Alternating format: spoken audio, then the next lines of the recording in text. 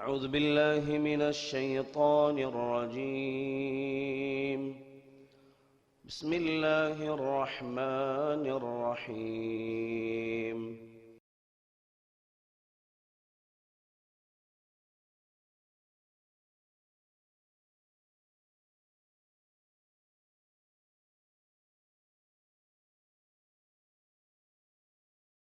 السلام عليكم ورحمة الله وبركاته. إن الحمد لله نحمده ونستعينه ونستغفره ونعوذ بالله من شرور أنفسنا ومن سيئات أعمالنا. من يهده الله فلا مضل له ومن يضلل فلا هادي له. وأشهد أن لا إله إلا الله وحده لا شريك له وأشهد أن محمدا عبده ورسوله. أما بعد. يا أيها الناس اتقوا ربكم الذي خلقكم من نفس واحدة وخلق منها زوجها وبث منهما رجالا كثيرا ونساء واتقوا الله الذي تساءلون به والأرحام إن الله كان عليكم رقيبا. يا أيها الذين آمنوا اتقوا الله حق تقاته ولا تموتن إلا وأنتم مسلمون. يا أيها الذين آمنوا اتقوا الله وقولوا قولا سديدا يصلح لكم أعمالكم ويغفر لكم ذنوبكم ومن يطع الله ورسوله فقد فاز فوزا عظيما.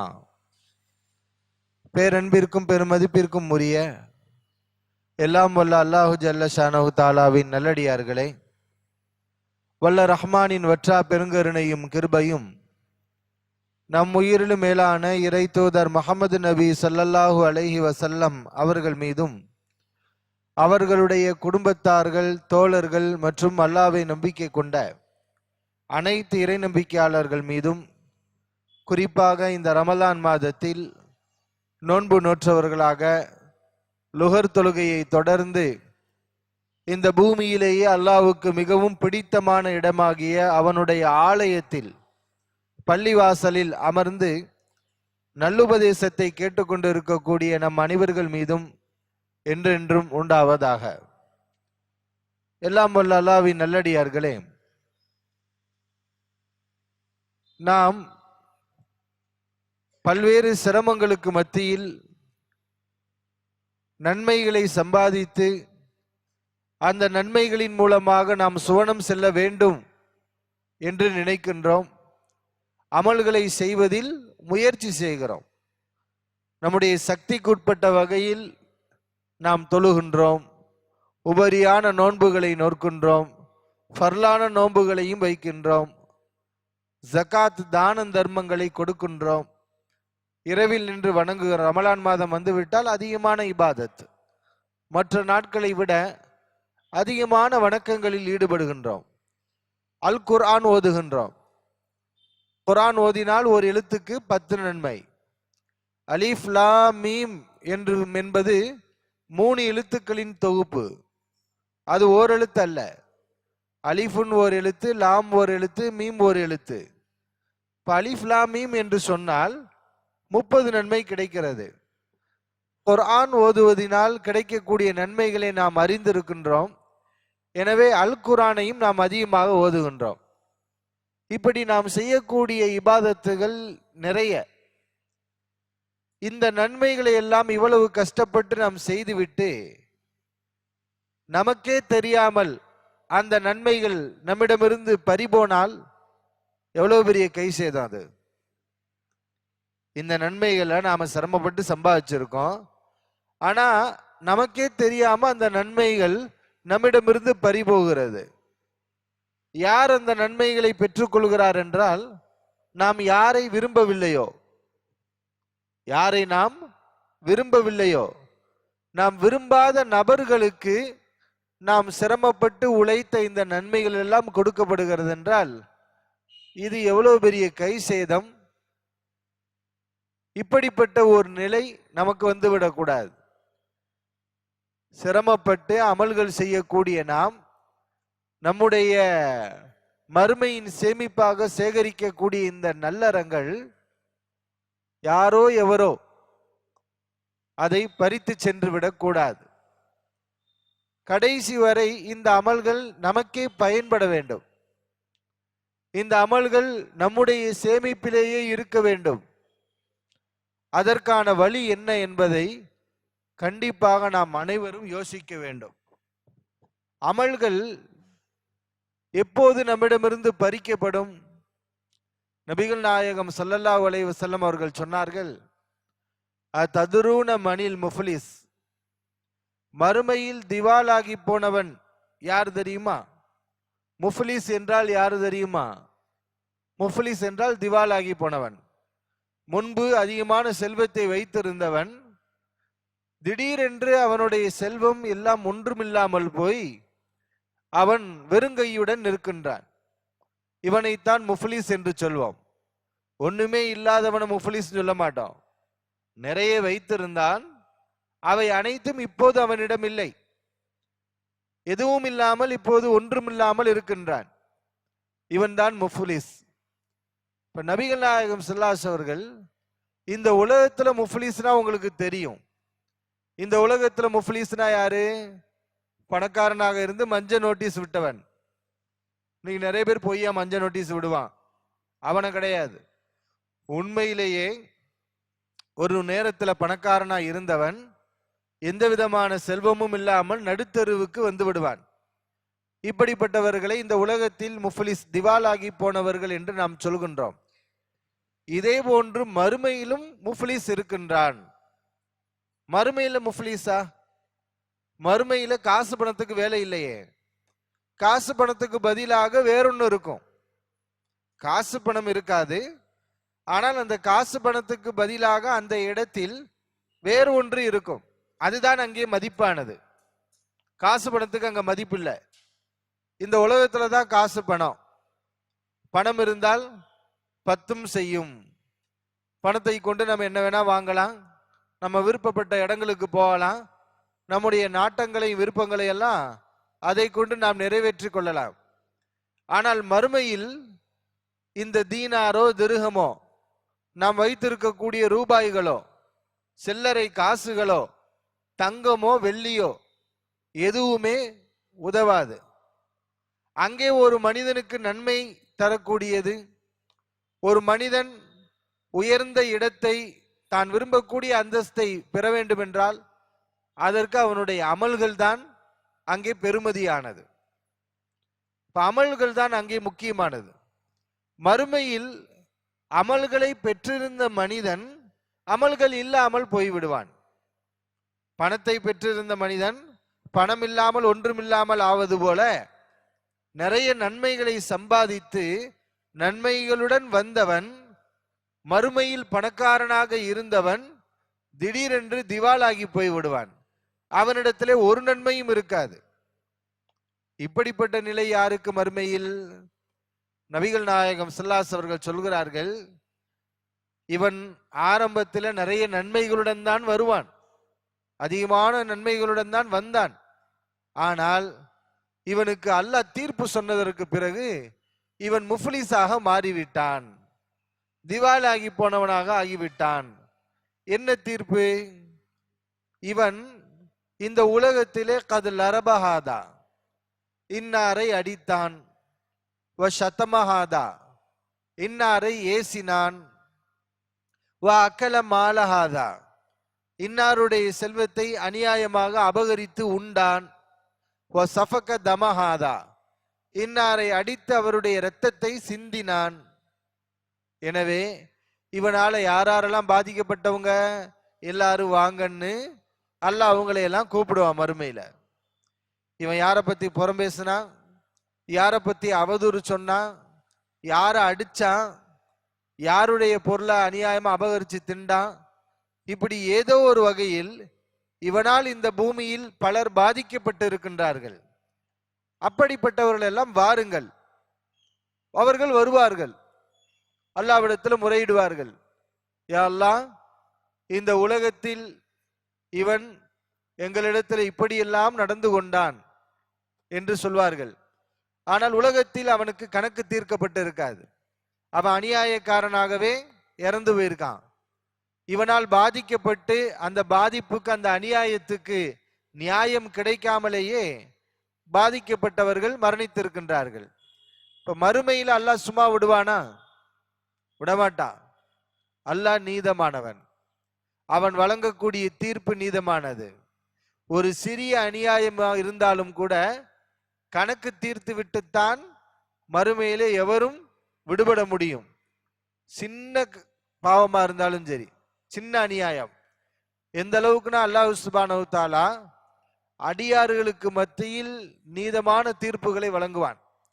எந்த அளவுக்குன்னா, இந்த உலகத்தில் கொம்பு உள்ள ஆடு கொம்பு இல்லாத ஆட்டை முட்டி இருக்கிறது.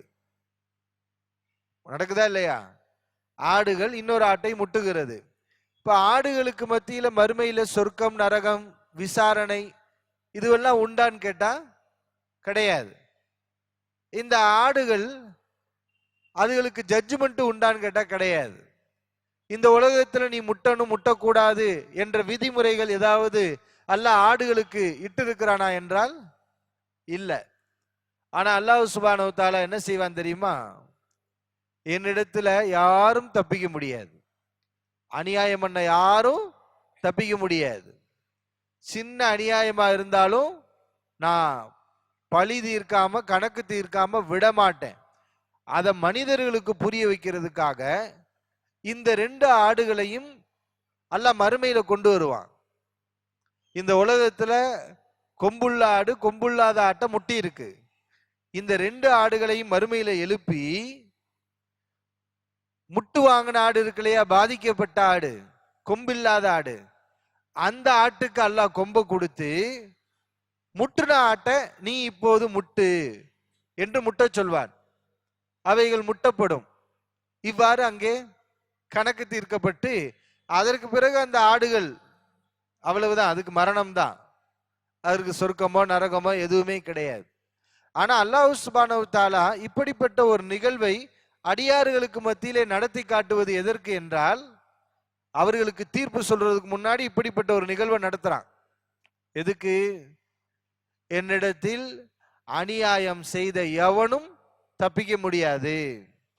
பாதிக்கப்பட்டவர்களுக்கு உரிய தீர்ப்பு நிச்சயமாக நியாயமான தீர்ப்பு அவர்களுக்கு உண்டு. அவர்களுக்கு நியாயம் வழங்கப்படாமல் யாருக்கும் அநியாயமாக அவருடைய உரிமைகள் பறிக்கப்படாது என்பதை இந்த நிகழ்வின் மூலமாக அல்லாஹ் சுப்ஹானஹு தஆலா உணர்த்துகின்றான். இப்ப நாம கவனிக்கணும், நம்ம கஷ்டப்பட்டு தொழுகக்கூடிய தொழுகை, வைக்கக்கூடிய இந்த நோன்புகள், நாம் ஓதக்கூடிய இந்த குர்ஆன் ஓதுறது, இதனுடைய நன்மைகளை நமக்கே தெரியாம போய்விட்டால் இது கை சேதமே போகும். இது மாதிரி எல்லாம் எடுத்து கொடுப்பான். நாம ஆனா பெரும்பாலும் என்ன செய்யறது இல்ல, அவதூறு கூட நம்ம விலகிதான் இருப்போம். யார் மேலையும் இல்லாதது பொல்லாததை நம்ம பெரும்பாலும் சொல்ல மாட்டோம். சில பேர் சொல்லக்கூடியவங்களும் உண்டு. ஆனால் அது பெரிய பாவம் என்று உணர்ந்து அதிலிருந்து விலகி இருக்கிறோம் நம்மில் அதிகமானவர். அதே மாதிரி அடுத்தவங்களுடைய பொருளை அநியாயமான முறையில உண்ணுவது, இதுலையும் கூட நிறைய பேர் விலகி இருப்போம். பிறரை அடித்து ரத்தம் சிந்த வைப்பது, இதில் கூட நம்மில் அதிகமானவர் விலகி இருக்கிறோம். ஏன்னா இதெல்லாம் பாவம் என்று புரிந்து அதை செய்யாம இருக்கிறோம். ஆனா நாம எல்லாரும் செய்து கொண்டிருக்கக்கூடிய ஒரு காரியம், அது வழியாதான் நம்முடைய நன்மைகள் போகுது. நம்ம கஷ்டப்பட்டு நம்ம வீட்டு டேங்க்ல தண்ணியை பூரா ஏத்தி வைக்கிறோம். ஏன்னா பல மணி நேரம் சிரமப்பட்டு தண்ணியை ஏத்தி வச்சுக்கிட்டு இன்னொரு பக்கம் குழாயை திறந்து விட்டுட்டோம், நமக்கே தெரியல. வந்து பார்த்தா டேங்க்ல தண்ணியவே காணோம். இந்த தண்ணியை ஏத்துறதுக்காக நம்ம எடுத்த முயற்சி, உழைப்பு எல்லாமே போச்சு. ஏன்னா இன்னொரு பக்கம் குழாயை திறந்து விட்டுருக்கோம்ல, நம்ம சேமிச்சது பூரா இப்ப இந்த பக்கம் போயிருச்சு. இதே மாதிரிதான் நம்ம ஒரு பக்கம் நம்ம நன்மையை சேமிச்சுக்கிட்டே இருக்கோம் டேங்க்ல, இன்னொரு பக்கம் சில குழாய்களை நம்ம திறந்து விட்டுறோம். அது வழியா இந்த நன்மைகள் பூரா போய் கடைசியில் நம்முடைய நன்மையுடைய டேங்கில் எதுவுமே இருக்காது. இப்படிப்பட்ட ஒரு ஏமாற்றம், கை சேதம். நாம நினைப்போம் நம்ம நிறைய தொழுது இருக்கிறோம், நம்ம நிறைய நோன்பு வச்சிருக்கோம், குரான் ஓதுறோம், தான தர்மங்களை செய்யறோம், நம்முடைய நன்மையுடைய சேமிப்பு நிறைய இருக்கும் அப்படின்னு சொல்லி. ஆனா அல்லாஹ்வுக்கு தான் தெரியும் அதனுடைய நிலைமை என்னன்னு சொல்லி. இப்ப நாம இந்த பாவங்களை விட்டு பெரும்பாலும் விலகி இருந்தாலும் நம்மை அறியாமல் நாம் சர்வ சாதாரணமாக ஒரு பாவத்தை செய்து கொண்டிருக்கிறோம். அதன் மூலமாக நம்முடைய நன்மைகள் போய்கொண்டுதான் இருக்கிறது. அந்த பாவத்தை பற்றி தான் இன்றைய உரையில் நாம் அறிந்து கொள்ள இருக்கின்றோம். அது என்ன என்றால் புறம் பேசுதல், கீபா. கீபா, கீபத் என்றால் மறைவுன்னு அர்த்தம். ஒருவர் இல்லாத போது அவரை பற்றி பேசுவது கீபத், புறம். இன்னைக்கு நிறைய பேர் இந்த புறத்துல நம்ம மாட்டிக்கொண்டு இருக்கிறோம். ஒரு முஸ்லிம் இல்லாத நேரத்தில் அவருடைய குறையை பேசுகிறோம், அவருடைய குற்றங்களை பேசுகின்றோம். அவர் இருந்தால் இவ்வாறு பேசுவதை நாம் விரும்ப மாட்டோம், நாம் பேச மாட்டோம். அவர் இல்லாத நேரத்தில் அவர் வெறுக்கக்கூடிய காரியங்களை அவரை பற்றி நாம் பேசுகிறோம். இதுதான் புறம். இப்ப நிறைய பேர் இந்த பாவத்தை நம்ம செய்யறதுக்கு என்ன காரணம்? இதுல இருந்து விடுபடக்கூடியவங்க அரிதிலும் அரிதி என்று சொல்லலாம். இந்த பாவத்திலிருந்து தப்பித்தவர்கள், விடுபட்டு பாதுகாப்பாக பேணுதலுடன் இருக்கக்கூடியவர்கள் மிக மிக மிக குறைவு. மிக பேணுதல் உள்ளவர்களால் தான் இதிலிருந்து விலகி இருக்க முடியும்.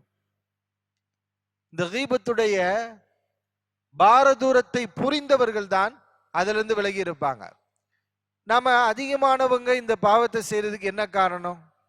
அடுத்தவங்களுடைய குறையதானே நம்ம சொல்றோம், இல்லாததை சொன்னோமா, இருக்கிறத தானே சொல்றோம் என்ற ஒரு எண்ணம். ஏன்னா பெரும்பாலும் பொய் அவதூறு சொல்ல மாட்டோம், அது பாரதூரமானது நம்மளே புரிஞ்சு வச்சிருக்கோம். ஒரு முஸ்லிமுடைய விஷயத்துல இல்லாதது பொல்லாதெல்லாம் சொல்லக்கூடாது, இல்லாத பொல்லாத சொல்லக்கூடாது, இருக்கிறதே சொல்லலாமா? இல்லாததையும் சொல்லக்கூடாது, இருக்கிறதையும் சொல்லக்கூடாது. அதான் மார்க்கத்துடைய சட்டம்.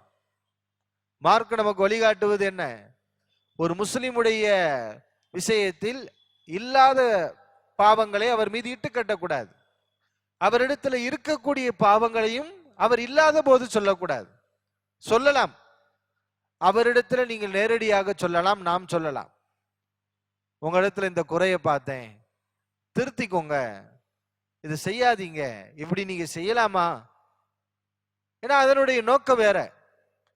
ஒரு முஸ்லிமை கேவலப்படுத்துவது நம்முடைய நோக்கமாக இருக்காது. இப்படி நம்ம செஞ்சோம்னா, எப்ப நம்ம ஒரு மனிதனை பத்தி அவரிடத்திலேயே நேரடியா குறைய சொல்லுவோம்? எப்ப சொல்லுவோம்னா, அவர் மீது நமக்கு நல்லெண்ணமும் அவருக்கு நன்மை செய்ய வேண்டும் என்ற எண்ணமும் இருந்தால்தான் இந்த செயல் நம்ம இடத்துல வரும். ஏன்னா அவருடைய பாவத்திலிருந்து நம்ம விடுவிக்கணும், அவரிடத்துல ஏற்பட்டிருக்கக்கூடிய இந்த குறையை நம்ம சரி பண்ணணும், அவரை ஒரு நல்ல நிலைக்கு கொண்டு வரணும் என்ற அக்கறை உள்ளவர்கள் தான் என்ன பண்ணுவாங்க? அவரிடத்துல நேரடியா போய், நீங்க இப்படிலாம் செய்றீங்களே, இதெல்லாம் சரியா? செய்யலாமா? நீங்க செய்யலாமா? இத திருத்திக்கோங்க பாய் அப்படின்னு சொல்லுவாங்க. இஸ்லாம் அதைத்தானே விரும்புது. ஒரு முஸ்லிம் இன்னொரு முஸ்லிமுக்கு நன்மை செய்யணும். சகோதரன் கண்ணாடியை போல் இருக்க வேண்டும். கண்ணாடி என்ன செய்யும்? நம்முடைய முகத்தை நம்ம கண்ணாடியை காட்டுறோம். நம்மிடத்தில் இருக்கக்கூடிய குற்றங்களை, குறைகளை, நம்முடைய உண்மையான பிம்பத்தை கண்ணாடி என்ன செய்யும்? எடுத்து காட்டும். நம்முடைய முகத்துல அழுக்கு இருந்தா அதுவும் கண்ணாடியில் தெரியும். இப்போ ஒரு முஸ்லிம் இன்னொரு முஸ்லிமுக்கு கண்ணாடி என்று நபிகள் நாயகம் ஸல்லல்லாஹு அலைஹி அவர்கள் சொன்னார்களே, என்ன? கண்ணாடி நம்மளை பத்தி என்ன செய்யாது? ஊர் உலகத்துக்கு நம்முடைய குறைகளை காட்டாது, அது நமக்கு மட்டும்தான் காட்டும், இல்லையா? நம்ம கண்ணாடி எடுத்து முகத்தை பார்த்தோம்னா நம்முடைய முகம் நமக்கு மட்டும்தான் தெரியும். நம்முடைய முகத்தில் என்ன இருக்கிறது என்பது நமக்கு மட்டும்தான் தெரியும். அதை வேற யாரும் என்ன செய்ய மாட்டாங்க, பார்க்க மாட்டாங்க. ஒரு முஸ்லிம் இன்னொரு முஸ்லிமுக்கு கண்ணாடி என்று நபி அவர்கள் சொல்றாங்களே, அதனுடைய விளக்கம் என்ன? ஒரு முஸ்லிம் இடத்துல இருக்கக்கூடிய குறையை இன்னொரு முஸ்லிம் அதை வெளியில மற்றவங்களுக்கு காட்டிடாம அவனிடத்திலேயே வந்து, இதெல்லாம் உங்களிடத்துல தவறா இருக்கு, இந்த தவறை திருத்தி கொள்ளுங்கள் என்று கூறுவான். இதுதான் நாம கடைபிடிக்க வேண்டிய முறை. இப்படித்தான் நாம நடக்கணும் ஒரு முஸ்லிமிடத்துல குறை வந்தா. ஆனா இதுக்கு மாத்தமா நம்ம என்ன பண்றோம்? அவர் மேல நமக்கு வெறுப்பு, அவரை நமக்கு பிடிக்கல, அவருக்கு நன்மை செய்யணுங்கிற எண்ணம் போய் அவருக்கு தீமை செய்யணும்னு நினைக்க ஆரம்பிச்சிடறோம். ஒரு முஸ்லிமுக்கு தீமை செய்ய வேண்டும் என்று நினைக்கலாமா? அல் முஸ்லிம் அஹுல் முஸ்லிம், ஒரு முஸ்லிம் இன்னொரு முஸ்லிமுக்கு சகோதரன். லா யஹ்துலுஹு, அவன் அவனுக்கு கெடுதல் செய்ய மாட்டான், துரோகம் செய்ய மாட்டான், அநியாயம் பண்ண மாட்டான், பண்ணக்கூடாது. இதுதான் நபி அவர்கள் நமக்கு காட்டி தந்திருக்கக்கூடிய போதனை.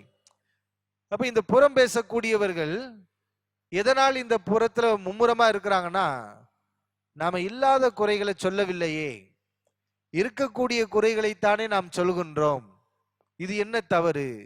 இருக்கிற கூடிய குறைகளை சொன்னால் அதற்கு பேரு புறம், இல்லாத குறைகளை சொன்னால் அதற்கு பேரு அவதூறு. அதுக்கு பேர் என்னது? அவதூறு. அது இதை விட பயங்கரமானது. புறத்தை விட என்னது பயங்கரமானது? அவதூறு. இப்ப மார்க்கம் இருக்கிற குறைகளையும் சொல்லாதீர்கள் என்று சொல்கிறது. அல் முஸ்லிமு மன் சத்தர முஸ்லிமன் சத்தரஹுல்லாஹு யௌமல் கியாமா. ஒரு முஸ்லிமுடைய குறையை ஒருவர் மறைத்தால் அவருடைய குறையை அல்லாஹ் மறுமையில் என்ன செய்வான்? மறைப்பான். இப்ப நமக்கு உத்தரவிடப்பட்ட கட்டளை என்னவென்றால், பிறருடைய குறைகளை நம்ம மறைக்கணும். அது முஸ்லிம் இஸ்லாமிய சமூகத்தில் யாராக இருந்தாலும் சரி, அவங்களுடைய குறைகளை நம்ம என்ன செய்யக்கூடாது? வெளிப்படுத்தி காட்டக்கூடாது. அவங்களுடைய கண்ணியத்தை நாம் பேண வேண்டும். கண்ணியம் என்பது மிக மிக முக்கியம். நாம அந்த கண்ணியத்தை நம்முடைய குடும்பத்துல நம்ம வச்சுக்கிறோம். நம்முடைய குடும்பத்துல யாராவது ஒரு மிஸ்டேக், ஒரு தப்பு பண்ணிட்டாங்கன்னா நம்ம வெளியில போய் சொல்றோமா? என் மகன் இப்படி பண்ணிட்டான், பண்ணுனா கூட நம்ம போய் சொல்றது கிடையாது. ஏன்னா அது நம்முடைய மகனுடைய கண்ணியத்துக்கு இழுக்கு, நம்முடைய மகளுடைய கண்ணியத்துக்கு இழுக்கு, நம்முடைய மனைவியுடைய கண்ணியத்துக்கு இழுக்கு. அதனால நம்முடைய மனைவியை நம்மளே கேவலப்படுத்தக்கூடாது. அவங்க தப்பே செஞ்சிருந்தாலும் அதை நம்மளே என்ன செய்யக்கூடாது? வெளியில போய் சொல்லக்கூடாது. அவருடைய கண்ணியத்தை பாதுகாக்க வேண்டும் என்று இந்த கண்ணியத்தை பாதுகாப்பதை நம்முடைய குடும்பத்துல வச்சுக்கிறோம், நமக்கு பிரியமானவர்களுக்கு மத்தியில் வச்சுக்கிறோம். ஆனா அது இந்த குறுகிய வட்டத்தில் மட்டும் நாம் கடைபிடிக்க வேண்டிய ஒழுங்குமுறையா என்றால் இல்லை. அது இஸ்லாமிய சமூகத்தில் பொதுவாகவே ஒரு முஸ்லிம் இன்னொரு முஸ்லிமுடைய கண்ணியத்தை பாதுகாக்கணும். அவருடைய குறை என்ன செய்யக்கூடாது? வெளியில் எடுத்து சொல்லி அவரை பற்றி பிறர் தவறாக நினைப்பதற்கு நாம் காரணமாகி விடக்கூடாது என்று மார்க்கம் சொல்கிறது. இப்ப நபிகள் நாயகம் ஸல்லல்லாஹு அலைஹி வஸல்லம் அவர்கள் இந்த புறம் பேசுவதை தடை செய்திருக்கின்றார்கள். அல் குர்ஆனிலும் அல்லாஹ் இதை தடை செய்கின்றான். குர்ஆனிலும் இது தடை செய்யப்பட்டிருக்கிறது. அல்லாஹ் சுப்ஹானஹு வ தஆலா சொல்கின்றான், வலா யக்தப் பஅதுக்கும் பஅதா, உங்களில் ஒருவர் இன்னொருவரை பற்றி புறம் பேசாதீர்கள். நீங்கள் மூமின்களே, உங்களில் ஒருவர் இன்னொருவரை பற்றி புறம் பேசாதீர்கள். அயுஹிப்பு அஹதுக்கும் அன் யஅகுல லஹ்ம அஹீஹி மைத்தன், முஸ்லிமான தன் சகோதரன் மரணித்து விட்ட நிலையில் அவருடைய இறைச்சியை உண்ணுவதற்கு நீங்கள் ஆசைப்படுவீர்களா? அல்லாஹ் கேட்கின்றான். ஃபகரிஹ்துமு, வெறுப்பீர்கள் அல்ல, விரும்புவீர்களா? எத? நம்முடைய சகோதரன், உடன்பர், நம்முடைய அண்ணனோ தம்பியோ மௌத்தா போயிட்டான், மௌத்தா போய் மையத்தா கிடக்கிறான், அவனுடைய இறைச்சியை எடுத்து திம்போமா, கடிச்சு சாப்பிடுவோமா? இதை கேட்கும் போதே நமக்கு அருவருப்பாக இருக்கின்றது. புறம் என்பது அது மாதிரியான வேலை என்று ரப்புல் ஆலமீன் சொல்லி காட்டுகிறான். மனித இறைச்சியே நம்ம சாப்பிட மாட்டோம். ஆட்டு இறைச்சி, கோழி இறைச்சி இதை நம்ம சாப்பிடுவோம். மனித இறைச்சியை சாப்பிடுவோமா? யாருடைய இறைச்சியை கொடுத்தாலும் சாப்பிட மாட்டோம். அது அருவருக்கத்தக்கது. அதுவும் நம்முடைய சகோதரனாக இருந்தால், நம்முடைய அண்ணன், நம்முடைய தம்பி, உடன் பிறந்தவர்கள், இவர்களுடைய இறைச்சியை திம்போமா? திங்க மாட்டோம். அதுவும் அவன் இறந்திருந்தால், சகோதரனாகவும் இருக்கிறான், இறந்தும் போயிருக்கிறான், இப்ப இறந்த நேரத்தில் அவன் மீது நமக்கு இன்னும் இரக்கம் அதிகமாகணும் இல்லையா? நம்முடைய சகோதரன் இறந்திருந்தால் உலகத்துல இருக்கும்போது கூட அவன் மேல ஏதாவது வருத்தங்கள் இருக்கலாம், இருக்கும். ஆனா மௌத்தா போனதுக்கு அப்புறம் அவன் மீது நமக்கு கருணை ஏற்படும். அவர்களுக்காக பாவமன்னிப்பு தேடுவோம், அவங்க செஞ்ச தவறுகளை எல்லாம் மறந்துடுவோம். அல்லாஹ் சுப்ஹானஹு வ தஆலா அப்படி இறந்து போன நிலையில இருக்கக்கூடிய சகோதரனுடைய இறைச்சி ஒருத்தன் சாப்பிட்றான்னா இவன் எவ்வளவு பெரிய அநாகரிகமான செயலை செய்கிறவன். இவன் செய்யக்கூடிய செயல் அருவருக்கத்தக்க செயல் அல்லவா? இதை நீங்கள் விரும்ப மாட்டீர்கள் அல்ல? அப்படியானால் இந்த புறம் பேசுவதும் அப்படித்தான். அல்லாஹ் சுப்ஹானஹு வ தஆலா எப்படிப்பட்ட ஒரு பாவமாக அல் குர்ஆனிலே அதை சொல்லி காட்டுகின்றான். அப்துல்லா இப்னு அம்ர் இப்னு ஆஸ் ரலியல்லாஹு அன்ஹு அவர்கள் சொன்னார்கள், அவர்கள் தன் தோழர்களுடன் நடந்து சென்று கொண்டிருக்கும் போது பாதையிலே ஒரு கழுதை இறந்து செத்து போய் அது உடல்கள் எல்லாம் ஊதி நாற்றம் எடுத்து கொண்டிருக்கிறது. இந்த கழுதையை பார்த்து சொன்னார்கள், நீங்கள் புறம் பேசுவதை விட இந்த கழுதை இறைச்சிய வயிறு முட்டை நீங்க சாப்பிடுவது நல்லது. நீங்க புறம் பேசுவது நல்லதா அல்லது இந்த கழுதை இறைச்சியை வயிறு நிறைய சாப்பிடுவது நல்லதா என்று கேட்டால் புறம் பேசுக்கு பதிலாக இதை நீங்கள் செய்யலாம். ஏனென்றால் புறம் பேசுவது இறந்து போன சகோதரனுடைய இறைச்சியை திங்கிறது, இது கழுதையுடைய இறைச்சி தான். அப்ப கழுதையுடைய இறைச்சி மோசமானதா, இறந்து போன சகோதரன் மனிதனுடைய இறைச்சி மோசமானதா? இந்த ரெண்டுல எது மிக மோசமானது? ரெண்டுமே மோசமானது தான்.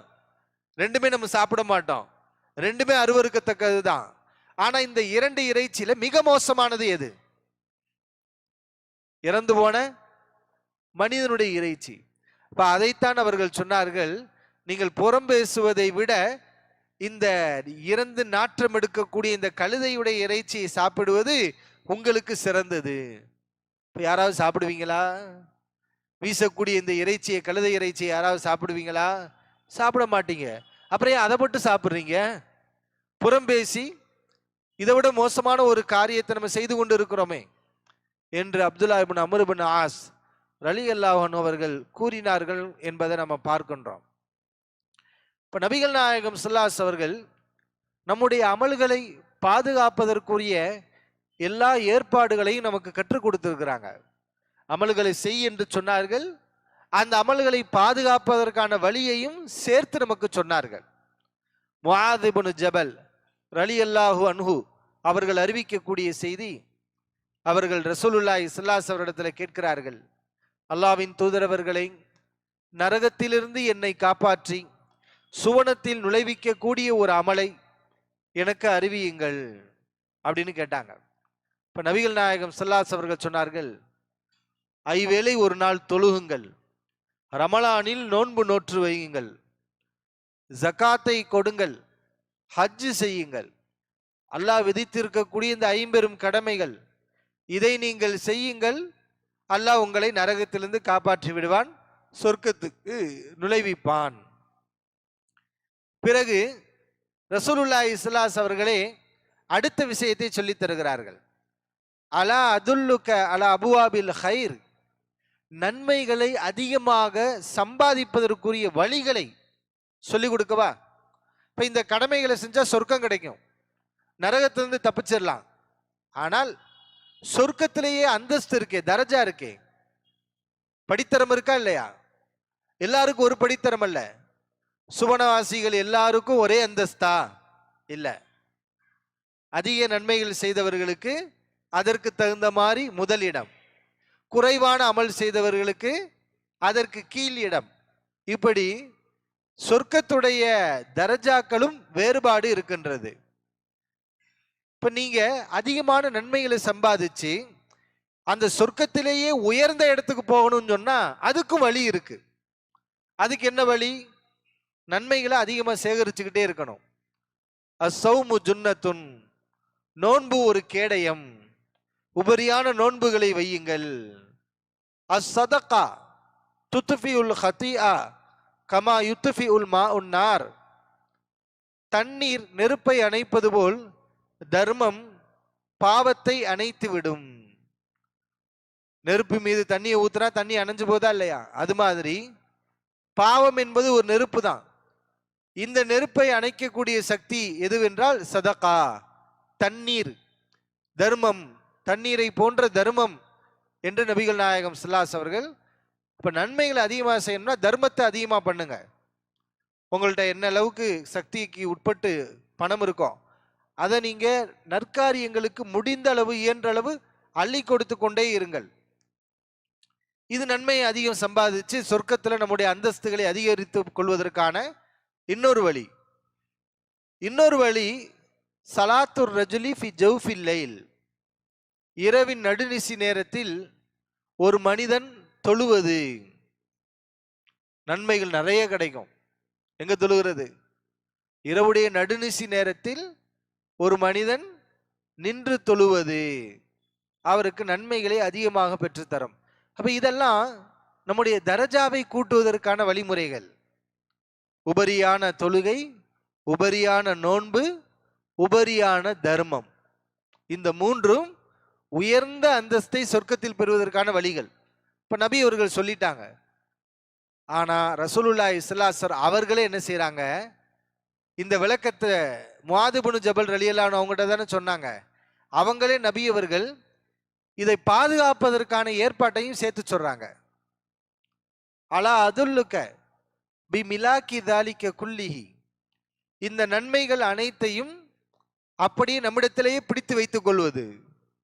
கஷ்டப்பட்டு சேகரித்த இந்த நன்மைகள் நம்மிடமிருந்து பறிபோகாமல் அதை அப்படியே பாதுகாத்துக் கொள்வது எப்படி என்று உனக்கு நான் அறிவிக்கட்டுமா?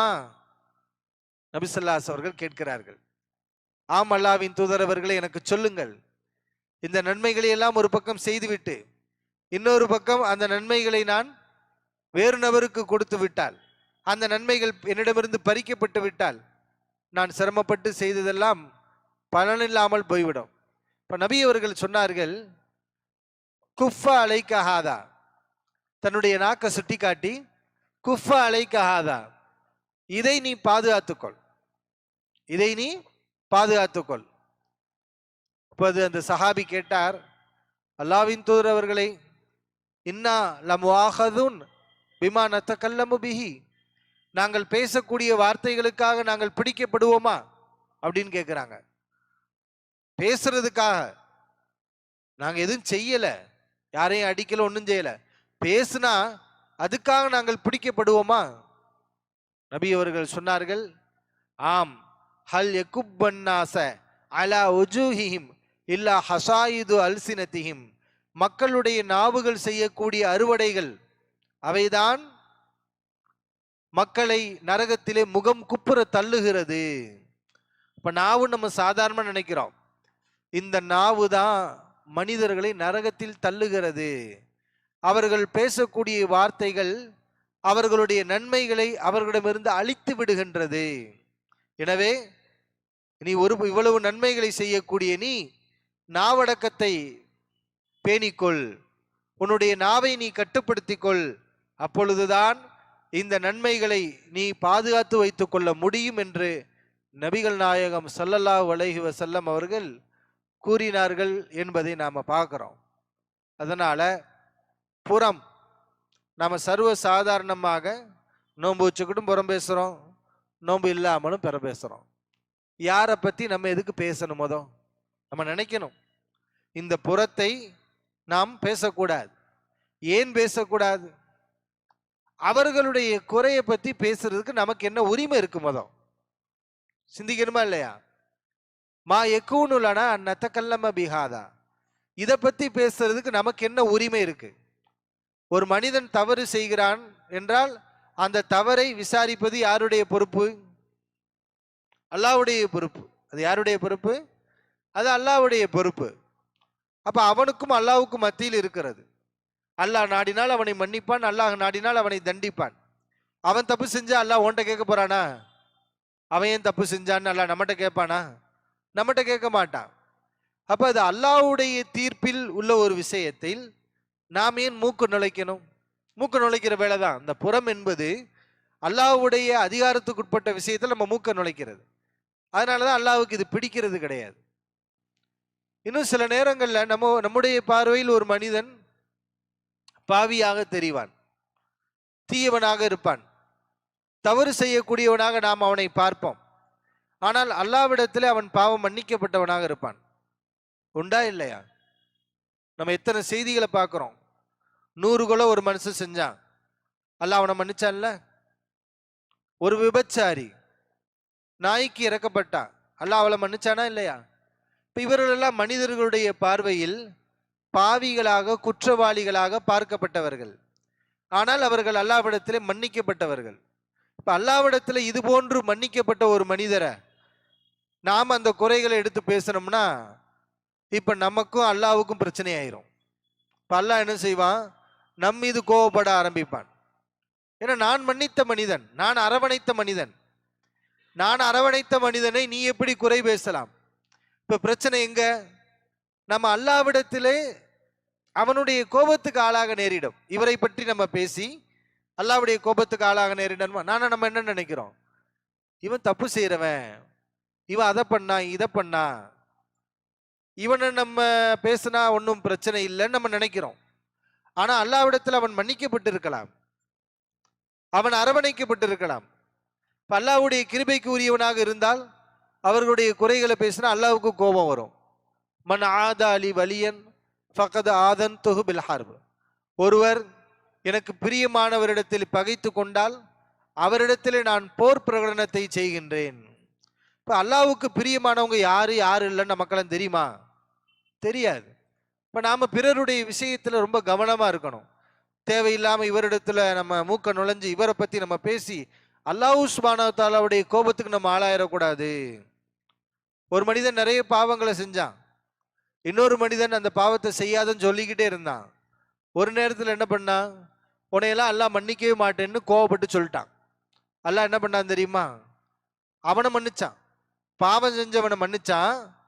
இந்த தீமையை தடுத்துக்கிட்டே இருந்து ஒரு நேரத்தில் உன்னை மன்னிக்க மாட்டேன்னு சொன்னாரே, அவரை பார்த்து அல்லாஹ் சொன்னா நான் உன்னை மன்னிக்க மாட்டேன்ட்டு.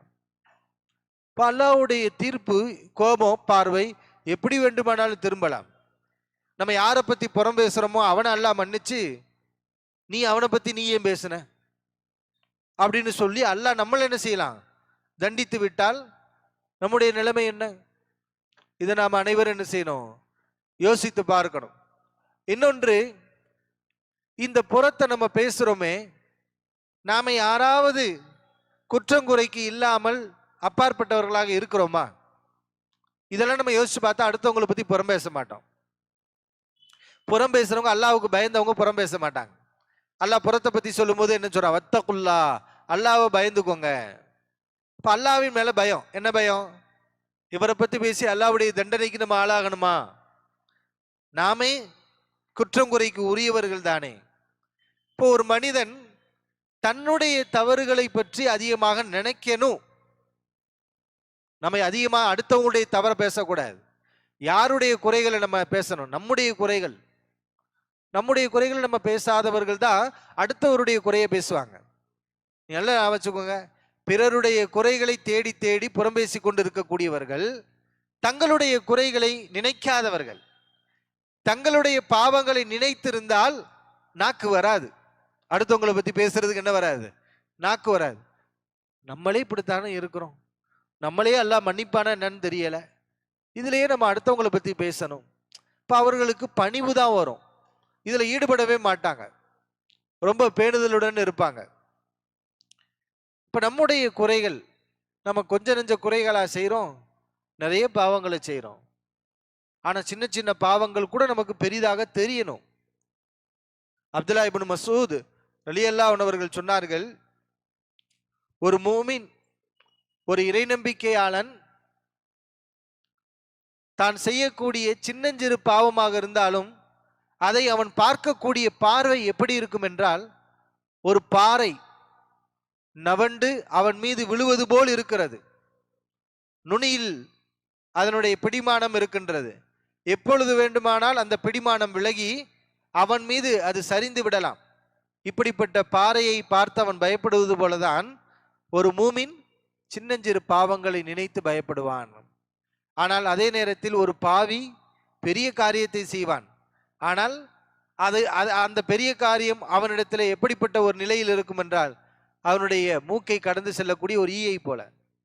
ஈ இப்படி கடந்து போகுது, ஐயோ ஈ கடந்து போயிருச்சே, நம்ம மூக்கை தாண்டிருச்சேன்னு சொல்லி கவலைப்பட்டுக்கிட்டு இருப்போமா?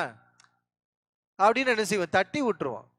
பெரிய காரியத்தை செய்வான், ஆனா அதை பத்தி ஒரு கேர் பண்ண மாட்டான், கவலையே பட மாட்டான். இவன் பாவி. ஆனா நல்ல மனுஷன் யாரு? சின்ன பாவத்தை தான் பண்ணியிருப்பான், ஏதோ பெரிய பாவத்தை பண்ண மாதிரி அழுதுகிட்டு இருப்பான், பயந்துகிட்டு இருப்பான். இப்ப நாம பாவம் செய்யாம இருக்கிறோமா? குற்றம் செய்யாம இருக்கிறோமா? நம்மிடத்துல குறை இல்லாமல் இருக்கிறதா? இல்லையே. அப்ப நாம எப்படி அடுத்தவங்களை பத்தி புறம் பேசுறதுக்கு நமக்கு என்ன உரிமை இருக்கு? உரிமை இருக்கா? உரிமை இல்லை. இன்னொன்னு நம்ம யோசிச்சு பார்க்கணும். அப்துல்லா இப்னு மசூத் ரலியல்லாஹு அன்ஹு அவர்கள் சொன்னார்கள், இப்படி நீங்க சிந்திச்சு பார்த்தீங்கன்னா புறம் பேச மாட்டீங்கன்னு சொன்னாங்க. என்ன? நீங்க ஒரு முஸ்லிம் விஷயத்துல என்ன செய்றீங்களோ அதையே உங்க விஷயத்துல அந்த முஸ்லிம் செஞ்சா நீங்க ஏற்றுக்கொள்வீர்களா? உங்களுடைய குறைய நீங்க இல்லாத போது ஒருவர் பேசுகிறார், அதை நீங்க ஏத்துக்குருவீங்களா? நம்ம ஏத்துக்குருவோமா? நம்ம விரும்ப மாட்டோம். என்னை பத்தி குறை பேசுறான், என்னுடைய கண்ணியத்தை கெடுக்கிறான், என்னுடைய மானத்தை வாங்குறான் அப்படின்னு அதை நம்ம விருப்பமா இல்லையா? அதே போலதான் நீங்களும் பிறர் விஷயத்துல நடந்துக்கோங்க. இஸ்லாம்ங்கிறது அதுதானே. ஈமான்ங்கிறது என்ன? உன் சகோதரனுக்கு நீ எதை விரும்புவாயோ அதை நீ உனக்கு விரும்பாத வரை நீ முஸ்லீமாக முடியாது. இப்போ உன்னை பற்றி அவன் புறம் பேசுவதை நீ விரும்புவதில்லை, அப்படியானால் அவனை பற்றி நீ எப்படி புறம் பேசுவாய்? அப்துல்லா இப்னு மசூத் ரலியல்லாஹு அன்ஹு அவர்கள் கூறினார்கள் என்பதை நம்ம பார்க்கிறோம். இந்த புறம் நமக்கு மத்தியில் இருக்கக்கூடிய உறவை சிதைத்து விடும், அழித்து விடும். ஈமானிய உறவு சகோதரத்துவம் வேணும். ஆனா புறம் பேசினா அந்த ஈமானிய உறவு நிற்குமா? நிற்காது. நமக்கு மத்தியில குரோதங்களும் கோபங்களும் அதிகமாகி கொண்டே இருக்கும். எனவேதான் இந்த புறம் என்பது, அதாவது இஸ்லாமிய அறிஞர்கள் நிறைய பேர் என்ன சொல்லியிருக்காங்கன்னா, நம்மளை பத்தி ஒருவர் புறம் பேசினால் அது நமக்கு நல்லது தான். அதை பத்தி நம்மளை பத்தி ஒருவர் புறம் பேசினால் நமக்கு நஷ்டம் கிடையாது, நம்ம சந்தோஷப்படணும்னு சொன்னாங்க. ஏன்னா அவர் செஞ்ச நன்மை பூரா நமக்கு என்ன செய்யும்? வரும். இப்படிதான் ஒரு அறிஞரை பத்தி ஒரு ஆள் புறம் பேசினார். அந்த அறிஞர் என்ன பண்ணாரு தெரியுமா? அந்த தகவல் வருது, உங்களை பத்தி இப்படி குறை சொல்லிக்கிட்டே திரியிறாருன்னு சொல்லி. அந்த அறிஞர் என்ன பண்ணது தெரியுமா? தட்டு நிறைய பேரிச்சம்பழத்தை வச்சு அவர்கிட்ட போய் இதை வச்சுக்கோங்க அப்படின்ட்டு கொடுத்தாரு. அன்பளிப்பா வச்சுக்கோங்க அப்படின்னு கொடுத்தாரு. எதுக்கு இந்த அன்பளிப்பு? ஆமா, என்னை பத்தி நீங்க புறம் பேசியிருக்கீங்கல்ல, அப்போ உங்க நன்மையெல்லாம் எனக்கு வந்திருக்கும், உங்க நன்மை நீ எங்களுக்கு கொடுத்ததுக்காக நான் உங்களுக்கு பரிகாரம் பண்றேன். ஒரு ஆள் நமக்கு ஒரு நல்லது செஞ்சா நம்ம என்ன செய்யணும்? பிரதி உபகாரம் செய்யணுமா இல்லையா? நீங்க எனக்கு நல்லது பண்ணியிருக்கிறீங்க, என்னை பத்தி புறம் பேசி எனக்கு நல்லது பண்ணியிருக்கிறீங்க, அதனால உங்களுக்கு நான் பிரதி உபகாரமாக இந்த அன்பளிப்பை தருகிறேன், வாங்கி கொள்ளுங்கள்னு சொன்னாங்க. இது எப்படி இருக்கும்? அந்த மனிதர் அன்பளிப்பை சந்தோஷப்பட்டு வாங்குவாரா? இப்ப இனிமே என்ன செய்ய மாட்டார்?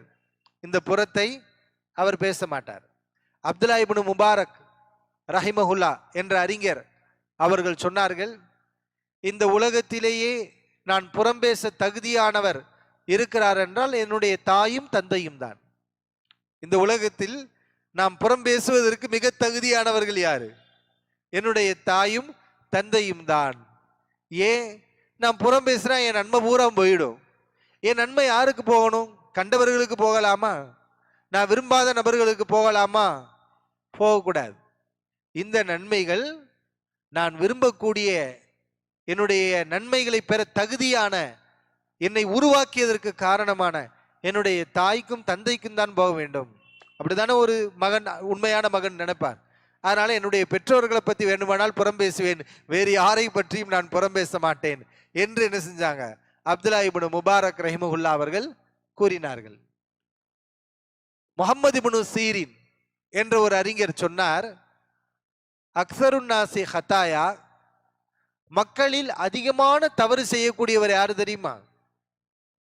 மக்கள்ல அதிகமா தவறு செய்யக்கூடியவர் யாரு தெரியுமா? மக்களுடைய குறைகளை அதிகமாக யார் பேசிக் கொண்டிருக்கிறார்களோ அவர்கள் தான் நிறைய தவறுகளை செய்தவர்கள், நிறைய பாவங்களை சம்பாதித்தவர்கள். ஏன்? நாம செஞ்ச பாவம் அதுவே மூட்டை மூட்டையா கிடக்கும், அது ஒரு பக்கம். இன்னொரு பக்கம் நம்ம அடுத்தவங்களை பத்தி, அவரை பத்தி, இவரை பத்தி பேசிக்கிட்டு இருந்தோம்னா நம்முடைய நன்மைகள் பறிக்கப்பட்டு அவருக்கு கொடுக்கப்படும். சரி, நன்மைகள் நம்மகிட்ட இல்லை, எல்லாம் காலியா போச்சுன்னா சரி காலியா கிடக்கட்டும்னு விட்டுருவானால? அவன் நிறைய பாவங்களை செஞ்சிருப்பான் இல்லையா? அந்த பாவத்தை பூரா எடுத்து புறம் பேசினவனுடைய லிஸ்ட்ல எல்லாம் சேர்த்துருவான். அப்போ ஊர்ல உலகத்துல 10 பேரை பத்தி நம்ம புறம் பேசினோம்னா அந்த 10 பேர் செஞ்ச பாவங்களும் நம்ம பட்டியல்ல கிடக்கும். யோசிச்சு பாருங்க, அவன் என்னென்ன பாவத்தை பண்ணானோ நம்ம கனவுல கூட நினைச்சு பார்த்துருக்க மாட்டோம். அதை பூரா நாம சுமக்கணும். அவன் செஞ்ச பாவத்தை எல்லாம் யோசிச்சு பாருங்க. எப்படி அடுத்தவனுடைய அழுக்குகளை நம்ம சுமக்க முடியுமா? பிறருடைய குப்பைகளை நம்ம அள்ள முடியுமா? இப்ப பிறர் செய்யக்கூடிய பாவங்களை எல்லாம் நம்ம தலையில சுமக்கிறது எப்படி? அது இப்ப அதிகமா தவறு செய்யணும்னா அதிகமா புறம் பேசினா போதும், ரொம்ப ஒண்ணும் வேண்டாம். நம்ம போய் விபச்சாரம் பண்ணிக்கிட்டு திருடிக்கிட்டு கொள்ளையடிச்சுக்கிட்டு இதை நம்ம செய்யணும்னு அவசியம் கிடையாது. ஒரு காரியத்தை செஞ்சா போதும், எல்லாமே வந்து கொட்டிரும், குமிஞ்சிரும். அடுத்தவங்களை பத்தி புறம் பேசினா போதும். மனிதர்களை பத்தி அவருடைய குறை, இவருடைய குறை, இவருடைய குறை எல்லாத்தையும் பத்தி பேசினா பாவ பட்டியல் எகிரிரும். இது நமக்கு தேவையா? இப்படிப்பட்ட ஒரு நிலைக்கு நம்ம என்ன செய்யக்கூடாது, ஆளாகிவிடக் கூடாது. எச்சரிக்கையுடன் கவனமாக இருக்க வேண்டும். இந்த புறம் எல்லா வகையிலும் நமக்கு பாதிப்பை ஏற்படுத்தக்கூடிய ஒரு மோசமான ஒரு காரியம். அன்பான சகோதரர்களே, அல்லாஹ்வின் நல்லடியார்களே, நம்முடைய நன்மைகளை அளிக்கக்கூடிய, நம்முடைய பாவத்தினுடைய அளவை கூட்டக்கூடிய இந்த புறத்திலிருந்து நாம் அனைவரும் விலகி இருப்போம். இது காஃபிர்களுடைய பண்பாக அல்லாஹ் சொல்லி காட்டுகிறான். ஒரு மூமின் அல்லாஹ்வை பயந்தவன் புறத்திலிருந்து விலகி கொள்வான். ஆனால் அல்லாஹ் ஒரு அத்தியாயத்தில் காஃபிருடைய பண்பாக இதை சொல்லி காட்டுங்க. வயலுள்ளி குல்லி ஹுமசத்தில் லுமசா, பிறரை குறை சொல்லி திரியக்கூடியவர்களுக்கு கேடுதான். அவன் செல்வம் தன்னை பாதுகாக்கும் என்று நினைக்கின்றான், செல்வத்தை எண்ணிக்கொள்கிறான், அவன் ஹொத்தமா என்ற நரகில் வீசப்படுவான் என்று ரப்புல் ஆலமீன் காஃபிர்களுடைய தீய பண்பாக சொல்லி காட்டுகின்றான். எனவே இப்படிப்பட்ட பண்பு இல்லாமல் அல்லாஹ் சுப்ஹானஹு வ தஆலா இந்த பாவத்திலிருந்து விடுபட்டு நம்முடைய நாவுகளை கட்டுப்படுத்தி கொள்ளக்கூடியவர்களாக, அடக்கி கொள்ளக்கூடியவர்களாக அல்லாஹ் சுப்ஹானஹு வ தஆலா நம் அனைவரையும் ஆக்கி அருள் புரிவானாக. வாஹிரு தாவானா அல்ஹம்துலில்லாஹி ரப்பில் ஆலமீன். அஸ்ஸலாமு அலைக்கும் வரஹ்மத்துல்லாஹி வபரகாத்துஹு.